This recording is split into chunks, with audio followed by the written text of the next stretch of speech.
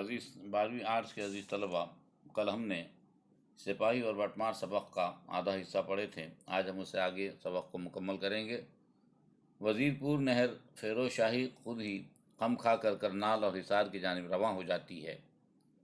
دو رویہ گھنے پیڑ اور آتی برسات کے بادلوں کی دھندلی روشنی نے نہر کو دونوں طرف نیم تاریکی سی پیدا کر دی تھی۔ یہ جگہ خم اس قدر سخت تھا کہ خم کے پہلے اور بعد دونوں سرے نظر نہ آتے تھے۔ خم یعنی ٹیڑھا پن۔ خم میں داخل ہو جائیں تو گویا دونوں طرف کی راہ بند ہو جاتی تھی، لیکن خطرہ کوئی نہ تھا۔ حکومت میں سلطان والان شان کی راہیں سب محفوظ تھیں، اور یہ جگہ تو حضرت دہلی کے کوئی 5-6 کروہ تھی۔ درحقیقت میرے لیے جگہ رات کے پڑاؤ کی یہاں سے بہت دور نہ تھی۔ میں گھوڑے پر سوار گنگناتا دلکی چلتا چلا جا رہا تھا۔ سامنے ایک پلیا تھی، ایک پل آیا جس کے نیچے نالا ابھی خشک تھا۔ پلیا کی ورلی طرف ایک بڑھیا نہایت تباہ حال نظر آئی۔ مجھے دیکھتی اس نے کچھ دعائیا لہجے میں مگر ذرا بلند آواز میں پکارا، اکیلے دکیلے کا اللہ بھلی، یعنی اکیلے جانے والے کا اللہ بھلا کرے۔ پھر اس نے بہت مسکین لیکن پھر بھی بلند آواز میں مجھ سے کہا، اللہ کی راہ میں کچھ دے دو بیٹا، بیوہ دکھیا پر ترس کھاؤ۔ میں نے سوچا سفر میں ہوں لیکن کام کے لیے جا رہا ہوں، اس وقت اسے کچھ دے دوں تو نیک شگون ہوگا۔ پھر میں نے گھوڑا آہستہ کیا، راس کو بڑھیا کی طرف موڑ کر جھکا، لگام کو شلوکے کے جیب میں ہاتھ ڈالا۔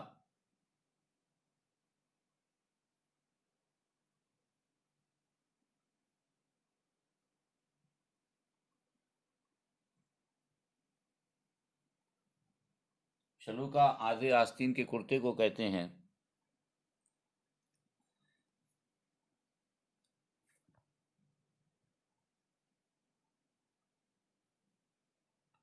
جیب میں ہاتھ ڈالا کہ کچھ نکال کر بڑھیا کو دے دوں۔ ایک مرتبہ کسی نے مجھے پیچھے سے دھکا دیا۔ میں غصے میں اس کی طرف مڑ کر بدزبانی کرنے ہی والا تھا کہ کسی اور نے ایک دھکا دیا۔ میں بے قابو ہو کر بائیں طرف کو لڑکھڑا گیا۔ گھوڑا الف ہونے لگا۔ راس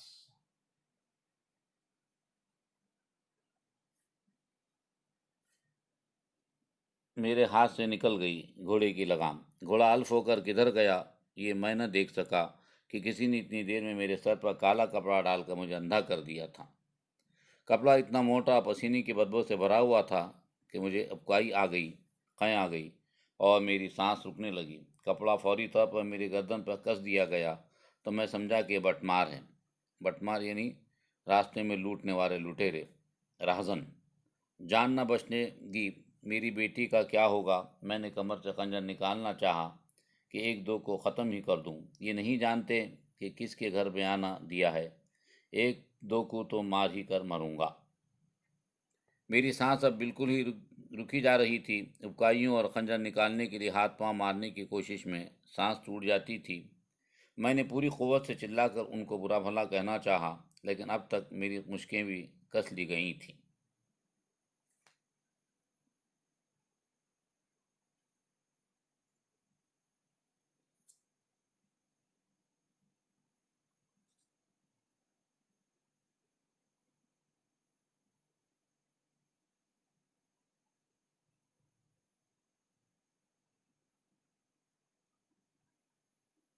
میری کمر میں ہمیانی بندھی ہوئی تھی۔ ہمیانی روپے رکھنے کی تھیلی کو کہتے ہیں۔ اسے نہایت صفائی سے کاٹ کر نکال لیا گیا۔ گھوڑے کو ہنہنانے کی آواز سنائی دی۔ پھر کسی نے اس کو چمکارا اور چپ کیا۔ گھوڑوں کی چوری میں بھی ظالم غضب کے مشاق تھے کہ بظاہر گھوڑا بھی پلک جھپکتے میں رام ہو گیا۔ سارا کام مکمل خاموشی میں ہوا تھا۔ پھر میرے سر پر سے کپڑا کھینچ لیا گیا، لیکن اس سے پہلے کہ میں کچھ کر سکتا، میرے منہ میں ایک اور کپڑا پہلے سے بھی زیادہ بدبودار اور متعفن ٹھونس کر ساتھ ہی ساتھ آنکھوں پر پٹی باندھ دی گئی۔ پھر کچھ دوڑتے ہوئے قدموں اور گھوڑے کی ہلکی ٹاپ کی آواز، دونوں آوازیں بہت جلد مدھم ہو کر غائب ہو گئیں۔ کسی کے سانس لینے کی بھی آواز نہ سنائی دیتی تھی۔ بات کرنے یا کھانسے کھنکارنے یا ہنسنے کی تو بات ہی کیا تھی۔ میں یہ تو سمجھ ہی گیا کہ یہ پرلے درجے کے مشاق بٹمار ہیں، یعنی بہت ماہر لٹیرے، اور وہ بڑھیا بھی ملی ہوئی تھی، لیکن یہ بھی تھا کہ وہ مجھے جان سے مارنا نہ چاہتے تھے۔ ان کا منشا محض یہ تھا کہ مجھے بے دست و پا کر کے چھوڑ دیں اور اتنی دور نکل جائیں کہ میں ان کا تعاقب نہ کر سکوں اور نہ کسی کو آگاہ ان کے بارے میں کر سکوں، مطلب ان کے بارے میں کسی کو اطلاع نہ دے سکوں۔ مجھے رنج سے بڑھ کر غصہ تھا۔ میں سارے عالم میں مانے ہوئے سلطان کے سارے عالم میں مانی ہوئی فوج کا سپاہی اور یوں کسی کچوے کی طرح پکڑ لیا جاؤں کہ مدافعت اپنی میں ایک اور بار بھی نہ کر سکوں۔ لعنت ہے ایسی سپہگیری پر اور توف ہے ایسی سلطانی پر کہ رعایا بے کھٹکے دن دہاڑے لٹ جائے۔ میں یہاں یوں ہی مجبور پڑا رہا تو کیا پتہ رات میں کسی موذی جانور کا شکار ہو جاؤں۔ کیا خبر مجھے کوئی اور بٹ مار قتل کر کے جو کچھ میرے بدن پر کپڑے اور تھیلی میں ستو اور جلیبیاں ہیں اور شلوکے کے جیب میں چند سکے بہلولی ہیں انہیں بھی لے کر چمپت ہو جائے۔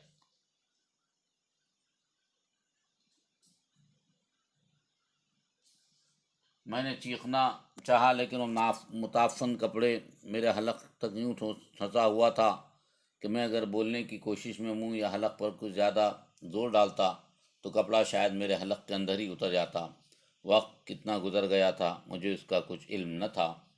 مغرب تو ہو چکی تھی لیکن کہیں دور سے بھی اذان کی آواز یا مندروں میں گھنٹی کی پکار یا چراگاہ سے واپس ہوتے ہوئے کسان یا چرواہے کے ساتھ مویشیوں کے ریوڑیوں کی گھنٹیوں کی آواز کچھ بھی نہ سنائی دیتی تھی۔ دانا دن کا چن کر اپنے گھونسلوں کو لوٹنے والی چڑیوں کی جھنڈ تھے تو یا تو ابھی واپس نہ ہو رہے تھے یا وہ بھی شام کی طرح شفق میں چپاتے نکل گئے تھے، یا اگر آواز کوئی سنائی دینے والی تھی بھی تو زور سے چلانے کی کوشش سے میرے کانوں میں سائیں سائیں اس قدر ہونے لگی تھی کہ کچھ سن لینا مشکل تھا۔ کیا بہت دیر ہو گئی تھی؟ کیا اب کوئی آنے والا نہیں؟ ابھی ابھی میں نے شیر کی دھاڑ سنی تھی۔ شیر تو اس علاقے میں تھے نہیں۔ ہاں، گلدار بہت تھے۔ گلدار چیتے کو کہتے ہیں۔ گلدار تو جمنا کے کنارے کی کچھاروں میں دہلی سے کرنال تک چھوٹے ہوئے سانڈوں کی طرح بے روک ٹوک گھومتے تھے، اور بھیڑیے بھی۔ گلداروں کی تو ہمتیں خود کھلی ہوئی تھیں کہ دہلی کے مضافات میں جو آبادیاں بوجہ نقل مکانی کے ذرا چھدری ہو جاتی یعنی علیحدہ ہو جاتی آبادی سے، ان کے خالی گھروں میں گلدار آباد ہو جایا کرتے تھے۔ یہاں تو میں جمنا کے کنارے سے دور تھا۔ سلطان فیروز شاہ خلد مکانی نے یہ نہر بنوائی اسی لیے تھی کہ جمنا کا پانی جن علاقوں میں پہنچتا نہیں ہے وہاں بذریعہ اس نہر کے پہنچ جائے، لیکن یہاں بھی اب گھنے درختوں اور نہر کی رطوبت سے کچار جیسا سما پیدا کر دیا تھا۔ سلطان فیروز کا اللہ نے جنت میں اونچا مقام ضرور دیا ہوگا۔ انہوں نے اس راہ میں اور کول کی راہ میں جگہ جگہ شاہی سرائیں بنوائی تھیں، یعنی سڑک کے راستے میں، جہاں کوئی بھی مسافر کچھ رقم دیے بغیر ٹھہر سکتا تھا، اور اچھا ہی تھا کہ انہوں نے یہ حکم دے دیا تھا کہ سرائوں کا خرچ تمام خزانہ سلطانی سے ادا ہو۔ سرائے راستے میں چلنے والے مسافروں کے ٹھہرنے کی جگہ کو سرائے کہتے ہیں۔ نہ مجھے جیسے لٹے پٹے مسافروں کو تو راہ میں ایک وقت کی روٹی اور سر چھپانے کے لیے چھت کے لالے پڑ جاتے۔ میں نے بہت چاہا کہ راہ کے کسی پتھر سے رگڑ کر اپنے ہاتھوں کو بندش سے آزاد کرا لوں، لیکن ایک تو اس اندھیرے میں پتھر کہاں ملتا، پھر میری آوا آنکھوں پر اندھیری جو چڑھی ہوئی تھی، اور ہاتھ پیٹھ پر بندھے ہوئے تھے۔ پاؤں کے بند کو رگڑ کر کاٹنے کی کوشش میں جگہ جگہ خراشوں کے سوا کچھ ہاتھ نہ لگا تھا۔ رات تو بے شک ہو چکی تھی، کہیں درختوں کے پیچھے کچھ کھسر پسر تو نہیں ہو رہی ہے، کہیں وہ واپس تو نہیں آ رہے ہیں۔ یہ آواز کیسی ہے؟ میں نے بہت غور سے سننا چاہا، لیکن کانوں میں سائیں سائیں اب بھی ہو رہی تھی۔ ہاں، یہ کچھ نئی سی آواز تھی، ٹھہر ٹھہر کر آ رہی تھی۔ کہیں کسی مندر میں گھنٹے یا ناقوس تو نہیں بج رہا ہے؟ نہیں، یہ تو گہری اور دور تک پھیلنے والی آواز تھی۔ ٹن ٹن، ذرا رک رک کر کوئی فیل نشین ادھر آ رہا ہے۔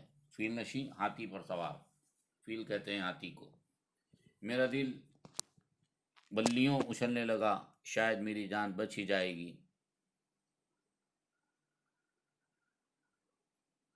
ہاتھی کی گھنٹیوں کی آواز نزدیک آئی، آہستہ ہوئی، ٹھہر گئی۔ معتبر سنگ، ذرا دیکھنا یہ راہ میں کیا پڑا ہوا ہے۔ مضبوط ٹھہری ہوئی آواز لیکن کسی فوجی عہدیدار یا شاہی اہلکار کی نہیں، بلکہ کسی ایسے شخص کی تھی جو عیش و عشرت میں پلا بڑا رئیس زادہ ہو۔ نہیں ابھی اترو نہیں، پاس سے دیکھو۔ میں نے ہاتھ پاؤں ہلانے کی صحیح اور تیز کر دی کہ مہاوت سمجھ لے کہ میں زندہ ہوں۔ مہاوت ہاتھی کو چلانے والا، ہاتھی کو ہانکنے والے کو مہاوت کہتے ہیں۔ عالی جاہ لگتا ہے ڈاکو نے کسی شخص کو گھائل کر کے ڈال دیا ہے۔ نہایت مؤدب آواز آئی، یعنی ادب اور سلیقے والی آواز۔ نیچے اترو، اس غریب کی کیفیت دریافت کرو۔ اچھا یوں کرو، ہاتھی کو ذرا اور آگے لے جا کر کہو کہ سونڈ سے اس آدمی کو اٹھا کر اوپر میرے پاس لے آئے۔ چلو شاباش۔ معتبر سنگھ نے ہاتھی کو کچھ آگے بڑھایا، لیکن کتنا اس کا مجھے اندازہ نہ ہو سکا۔ معتبر سنگھ نے ہاتھی سے سرگوشی میں کچھ کہا اور کئی بار کہا، پھر مجھے لگا کہ کوئی بہت ہی طاقتور اور کئی گز لمبا موٹا اجگر مجھے باہوں میں لپیٹ کر بلوں میں اپنے اٹھائے لیے جا رہا ہے۔ میں سہم کا خود کو چھوٹا کرنے کی کوشش کی، لیکن کہاں میں اور کہاں وہ زبردست بادلوں جیسا زور۔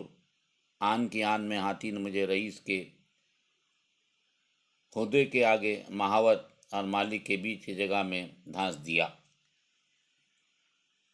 مہاوت فیلبان ہاتھی چلانے والے، ہاتھی ہانکنے والے کو کہتے ہیں۔ دھانس دینا، ٹھوس دینا۔ بلا سے جگہ تنگ تھی، لیکن اب میں ضیق جان سے تو بچ نکلا تھا۔ ضیق جان سخت پریشانی کو کہتے ہیں، سے تو بچ نکلا تھا۔ معتبر سنگھ نے یا شاید مالک نے بھی اس کا ہاتھ بٹایا۔ مجھے بآسانی عفونت سے بھرے اور شاید تیل اور تھوک سے بھی چکے ہوئے میرے حلق میں ٹھنسے ہوئے کپڑے اور آنکھ کی پٹی سے آزاد کر لیا گیا۔ تاہم عفونت بدبو بھری ہوئی کپڑے۔ تاہم مجھے اپنی آواز دوبارہ حاصل کرنے میں کچھ وقت لگا۔ تھوک کو بمشکل گھٹتے ہوئے میں نے فیل نشیں کے سوال کے جواب میں مختصر لفظوں میں اپنی بپتا کہہ سنائی، یعنی جو کچھ واقعہ ڈاکو نے ان کے ساتھ کیا تھا اس کو انہوں نے بیان کیا۔ تو سپاہی جی، تم دوہرے خوش نصیب تھے، ان لوگوں نے تمہیں زندہ چھوڑ دیا اور پھر ہم ادھر آ نکلے۔ یعنی ایک تو ڈاکو نے ان کو زندہ چھوڑ کر گئے، اور دوسرا اتفاق سے معتبر سنگھ کا ادھر سے گزر ہوگا۔ بندے کا بال بال آپ کے احسان سے گند رہے گا، مطلب بندے کا بال بال آپ کا شکر گزار رہے گا۔ میں تو سمجھا تھا کہ شیر، بھیڑیا کوئی نہ کوئی مجھے کھا ہی لے گا۔ خیر رسیدہ بلائے، ہوا سو ہوا۔ میں بہادر گڑھ جا رہا ہوں، وہاں تک بآسانی تمہیں پہنچا دوں گا، آگے جو تمہارا جی چاہے۔ تو عزیز طلبہ، یہاں یہ سبق ختم ہوا۔ اس سبق کے اختتام کے بعد مشکل الفاظ کے معنی بھی میں آپ کو واٹس ایپ پر آپ کے موبائل میں بھیج رہا ہوں۔ آپ اس کو اپنے بیاضوں میں نوٹ کریں اور مشکل الفاظ کے معنی کو جاننے کی کوشش کریں۔